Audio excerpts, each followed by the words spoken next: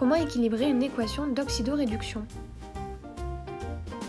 Soit deux couples redox, Fe3+, Fe2+, et Cr2O7- Cr3+. La première étape consiste à écrire les demi-réactions. Voici la première demi-réaction. Ici, on a seulement à ajuster la charge en ajoutant un électron à l'oxydant. Pour le deuxième couple, on va procéder par étapes. Tout d'abord, on ajuste l'élément central en ajoutant le coefficient 2 devant le chrome.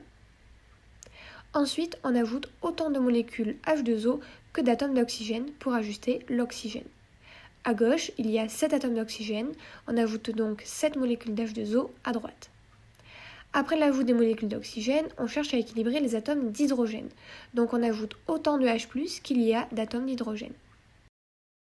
À droite, il y a 14 atomes d'hydrogène, on ajoute donc 14 H+, à gauche. Enfin, on équilibre les charges en ajoutant des électrons. On voit que du côté de l'oxydant, on a 2 charges négatives et 14 charges positives, ce qui nous donne 12 charges positives. Tandis que du côté du réducteur, il y a 6 charges positives.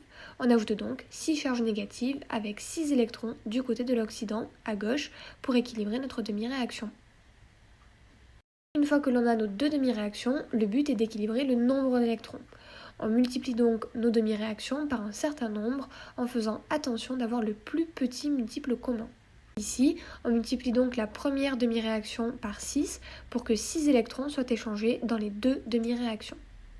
Pour obtenir l'équation finale, on fait réagir l'oxydant le plus fort, c'est-à-dire qui a le potentiel d'électrode le plus élevé, avec le réducteur le plus fort, c'est-à-dire qui a le potentiel d'électrode le plus faible. On obtient donc ceci. Puis, on simplifie les termes qui apparaissent des deux côtés.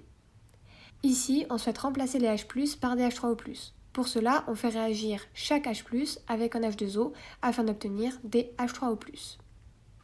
On ajoute donc autant d'H2O que de H+, à gauche, c'est-à-dire 14 H2O, et on ajoute le même nombre d'H2O à droite, ce qui nous donne 21 H2O. Voici notre équation finale.